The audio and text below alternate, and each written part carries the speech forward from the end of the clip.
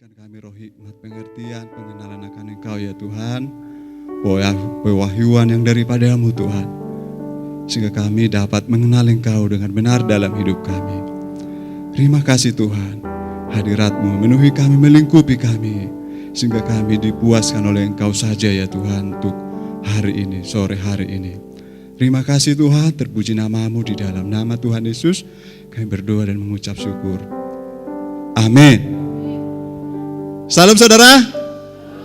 Puji Tuhan ya saudara, kita bisa hari ini datang ke hadirat Tuhan.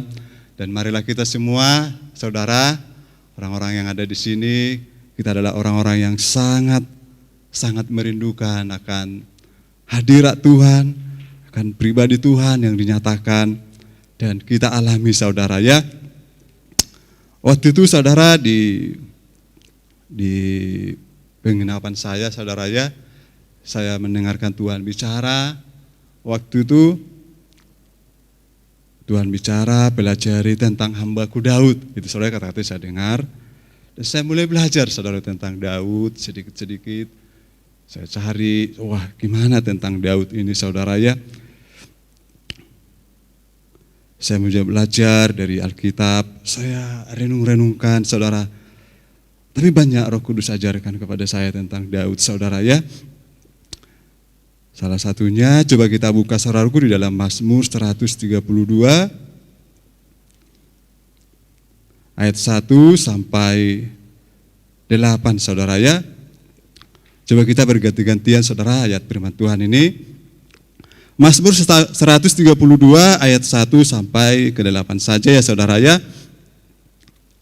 Kita nikmati firman Tuhan, kita minta hikmat dari Tuhan, pengertian. Daud dan Sion, pilihan Tuhan. Nyanyian Jara. Ingatlah ya Tuhan kepada Daud dan segala penderitaannya.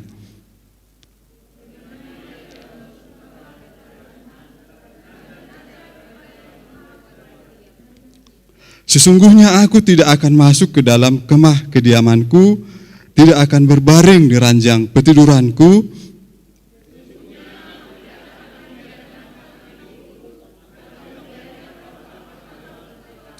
Sampai aku mendapat tempat untuk Tuhan, kediaman untuk yang maha kuat dari Yakob.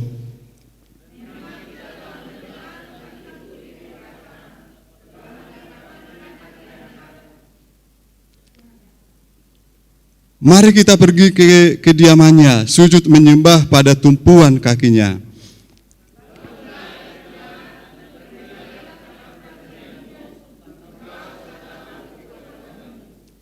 Ya puji Tuhan saudara ya. Jauh sebelum Daud jadi raja saudara ya, dia sudah pernah mendengarkan tabut yang itu saudara ya, melambangkan Tuhan yang maha hadir, hadirat Tuhan itu.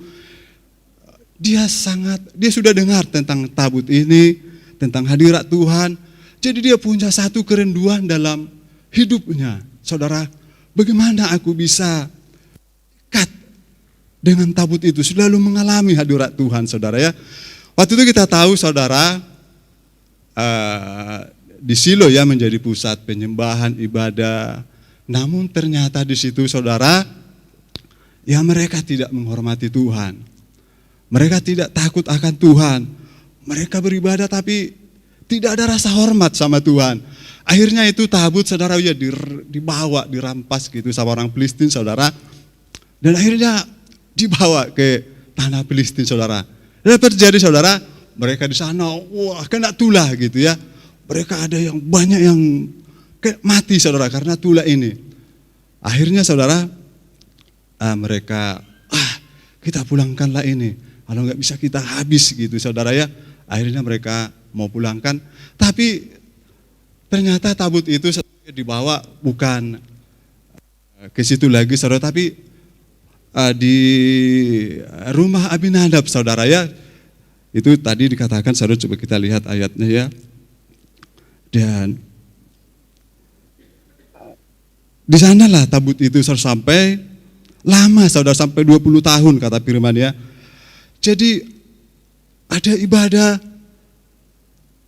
tabut itu mereka beribadah kepada Tuhan, nggak ada lagi sebetulnya hadirat Tuhan ya. Tabut itu sudah di rumah Abinadab, saudaraku, seperti yang dikatakan di sini ya, saudara ya.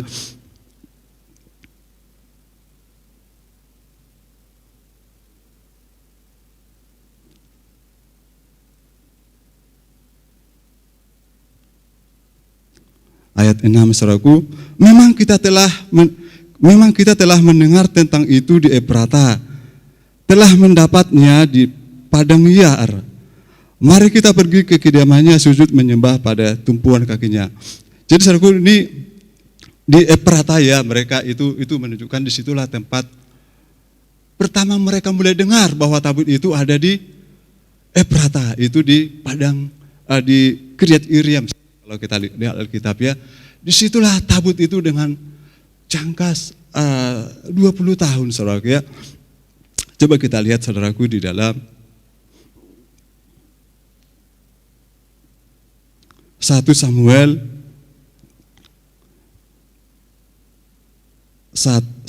7 ayat 1 sampai 2, saudara ya.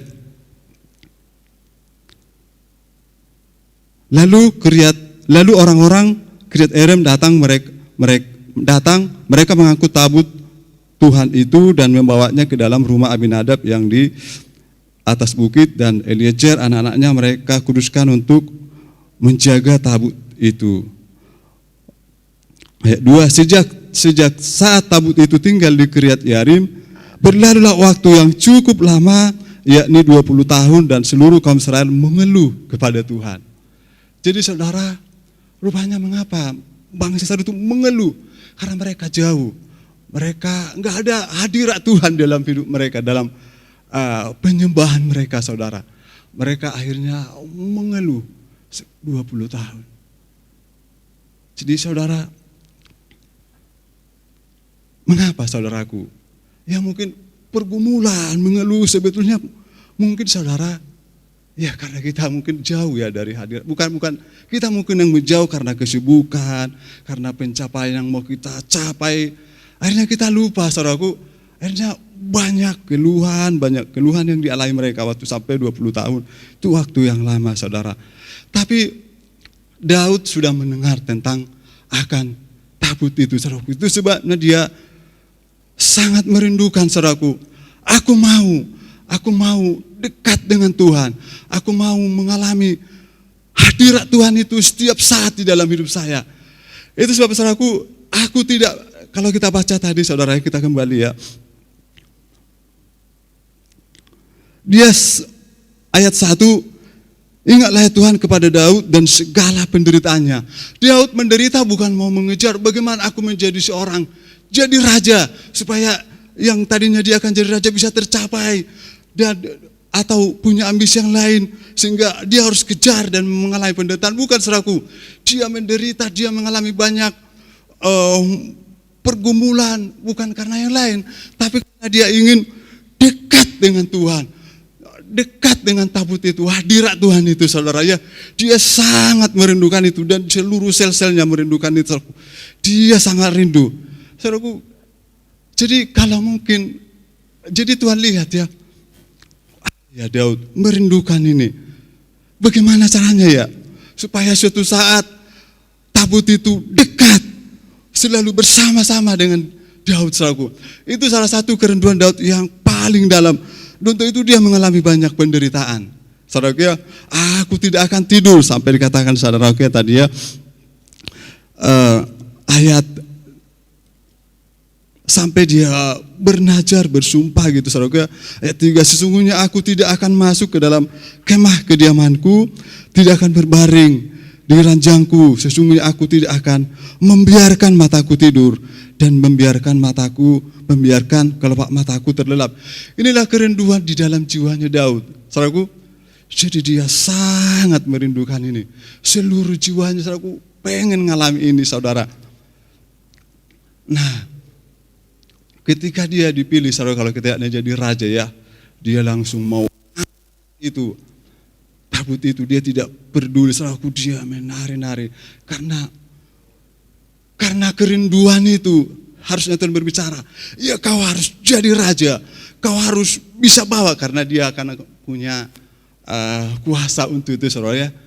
Di zamannya Saul, saudaraku, itu tabut itu enggak diperhatikan, enggak dipedulikan, saudaraku.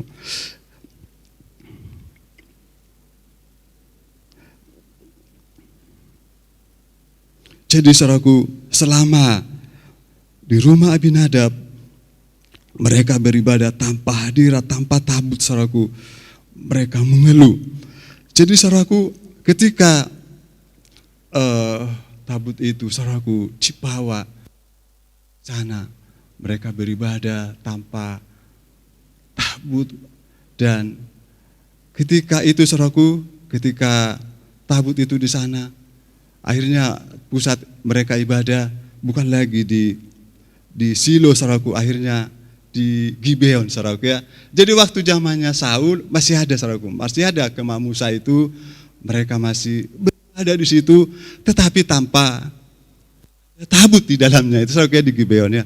Mereka selalu beribadah, ritual, ada korban, tapi tidak ada tabut, tidak ada hadirat Tuhan yang dinyatakan lewat tabut itu dalam mereka memuji-muji Tuhan. Makanya salah satu kerinduan Daud, dia akan buat kemah kediaman Tuhan. Makanya kalau Tuhan merindukan kemah Daud itu nanti ada ceritanya panjang gitu, saudara ya. Jadi akhirnya mereka beribadah tanpa tabut itu. Bagaimana, saudaraku ya? Beribadah tanpa hadirat Tuhan itu kosong, mengeluh, banyak keluhan yang mereka alami.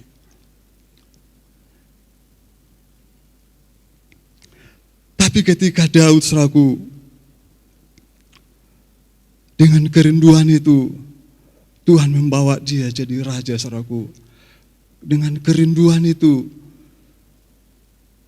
ketika dia Tuhan pilih, saudaraku, jadi raja, maka itulah yang dilakukan, saudaraku. Dia bawa kembali tabut itu, saudaraku ya. Dia bawa ke Yerusalem, tempat dia membangun kerajaannya di Yerusalem, saudaraku. Akhirnya, saudara, kerinduan dalamnya Daud, keinginannya yang paling dalam itu terjadi dan tercapai, saudaraku. Bahkan dia membawa, ketika dia bawa tabut Tuhan itu, mengapa tidak dibawa ke penyembahan yang ada di Gibeon, saudaraku? Kenapa tidak di kemah Musa, di kemah pertemuan itu, kenapa tidak dibawanya ke Gibeon? Justru dibawa ke Yerusalem, tempat dia pusat mereka, saudaraku, untuk beribadah. Karena itulah kerinduannya, saudaraku. Apa yang menjadi kerinduan kita, saudaraku? Tuhan akan pimpin, Tuhan akan bawa tepat, saudaraku, tidak meleset. Apa yang menjadi kerinduan yang paling dalam hidup kita? Kalau kerinduan kita adalah hadirat Tuhan, akan mengalami Tuhan, Tuhan akan bawa kita ke sana. Entah bagaimana caranya, saudaraku. Itu yang dialami, itu yang Tuhan lakukan kepada Daud, saudaraku. Bukan karena dia mau mengejar seorang raja, bukan. Karena kerinduannya pengen bawa tabut itu, dia mau dekat, dia mau bawa itu, saudaraku. Dia harus bawa dia jadi seorang raja untuk itu, saudaraku. Karena di zamannya Saul itu tidak diperhatikan, tidak dipedulikan, saudaraku. Tapi ketika dia jadi raja, wah, hadirat Tuhan itu akan memberkati seluruh bangsa-bangsa. Tuhan buat kemah untuk itu. Dia buat tempat itu dia tidak bawa ke Gibeon, walaupun di sana ada tempat ibadah. Jadi di dalam zaman Musa itu, zamannya Daud itu, masih ada itu penyembahan yang kemah pertemuan, saudaraku. Tapi hati Tuhan ada di situ, saudaraku. Hati Daud yang selalu merindukan. Orang lain tidak peduli dengan tabut itu. Mereka beribadah, tidak peduli beribadah, tapi nggak ada tabut. Apakah kita seperti, saudaraku? Kita beribadah tidak peduli dengan hadirat Tuhan, nggak peduli dengan Tuhan yang hadir di tengah-tengah kita. Anggap saja begitu ya. Kita hanya sibuk dengan cita-cita yang mau kita capai.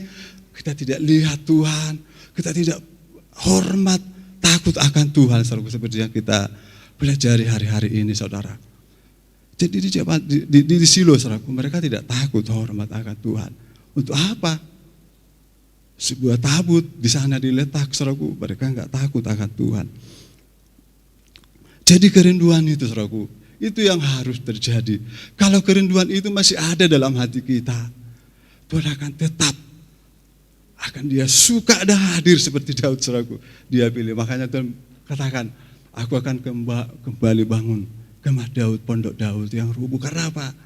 Di situ orang mengalami keintiman dengan Tuhan, mengalami hadirat Tuhan yang begitu dekat, intim sekali, dan Tuhan ingin rasanya. Itulah yang dia mau gitu, saudaraku. Bukan kegiatan kita yang banyak, tapi terjadi keintiman. Dari situ kita melayani Tuhan dengan kasih, dengan hormat dan takut, saudaraku. Itulah yang dimiliki Daud, saudaraku.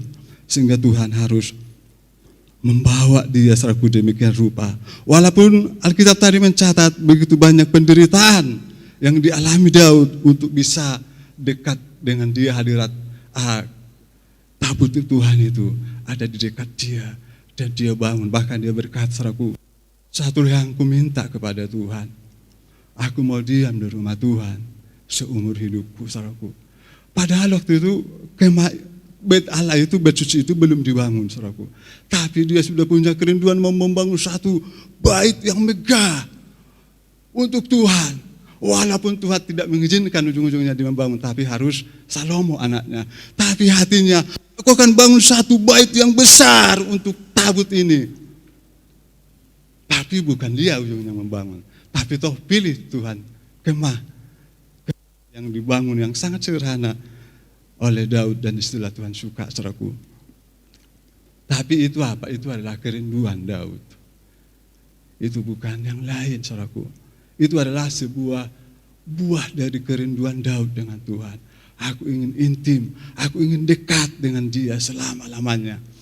Itulah kerinduan Daud. Kalau itu menjadi kerinduan kita, Tuhan akan mengatur hidup kita itu tepat, tidak akan meleset, saudaraku. Kita akan tepat, kita akan mengalami hadirat Tuhan yang nyata dalam hidup kita. Di rumah, mau bekerja, hadirat itu akan melingkupi kita, akan lekat dalam hidup kita, saudaraku. Saya alami itu, saudara, di perjalanan, saya bisa berdoa dalam roh, dan itu indah sekali, saudaraku. Kita mengalami hadirat Tuhan itu lebih dari apapun. Itu sebabnya, saudaraku, jaga kerinduan kita. Jangan kerinduan kita mulai bergeser kepada hal-hal yang lain. Kita lihat orang lain sudah hebat, maju, lebih sepertinya sudah tercapai apa yang dikejarnya, saudaraku. Tapi kita harus jaga hati kita, saudaraku, kerinduan kita selalu kepada Tuhan. Amin, saudara. Itu yang harus kita jaga di tempat ini, saudaraku. Selalu jaga Tuhan. Rindu, kami rindu Engkau lagi, Tuhan. Kami mau mengalami Engkau, Tuhan. Coba kita lihat satu ayat lagi, saudaraku, yang terakhir.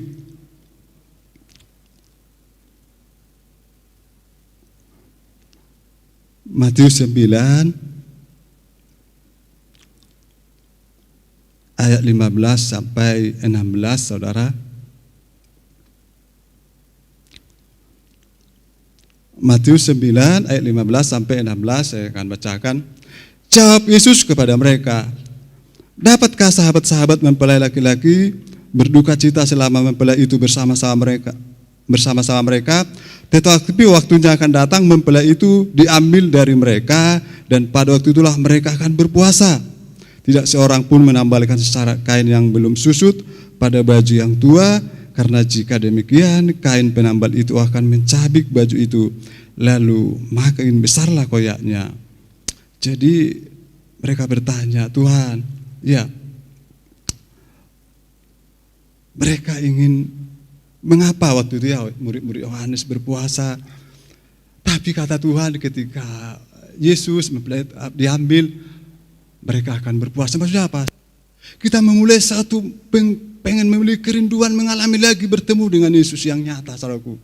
Ketika mempelai itu diambil, ketika Yesus naik, saudaraku, ya, pada waktu itulah mereka akan berpuasa. Maksudnya, saudaraku, mereka akan merindukan lagi, ya, saudaraku, Tuhan yang nyata, Tuhan yang hadir ketika mereka berpuasa.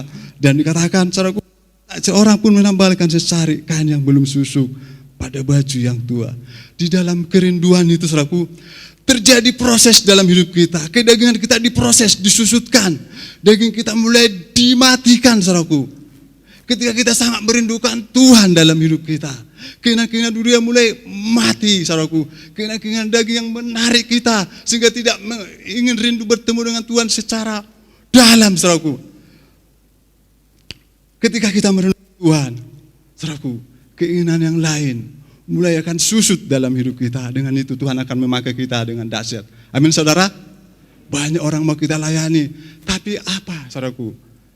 Apa kerinduan kita? Kita rindu juga mengalami Tuhan dalam hidupnya, sama seperti kita yang mengalami Tuhan, saudaraku.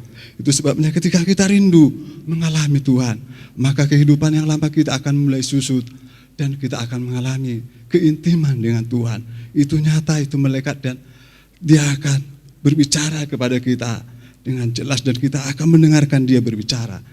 Karena daging kita disusutkan, dimatikan, dan kita akan dipakai Tuhan menjadi alat Tuhan. Pelayanan kita akan dipakai Tuhan menjadi yang membawa orang bisa mengalami hadirat Tuhan itu, sama seperti di dalam kemah Daud, saudaraku ya, mereka mengalami Tuhan itu. Semua orang merindukan Tuhan. Sama juga halnya, saudaraku, ketika kita merindukan Tuhan, hal yang sama saudaraku akan terjadi. Orang-orang di sini juga akan mengalami Tuhan yang sama. Tuhan yang kita rindukan, mereka juga akan alami, saudaraku. Itulah yang terjadi di pondok Daud, di kemah Daud. Semua mereka mengalami Tuhan.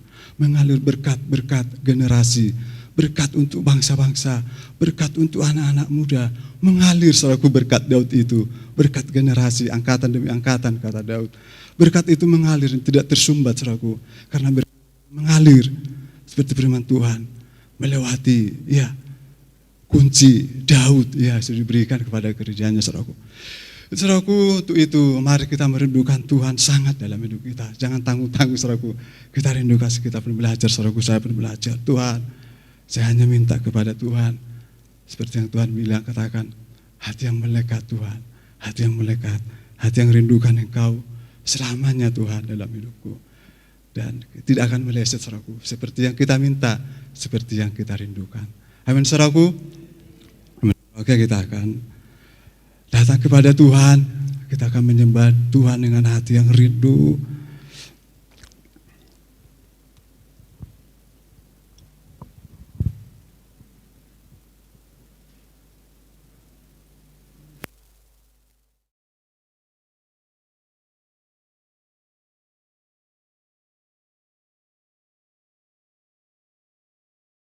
Kita rindukan Tuhan.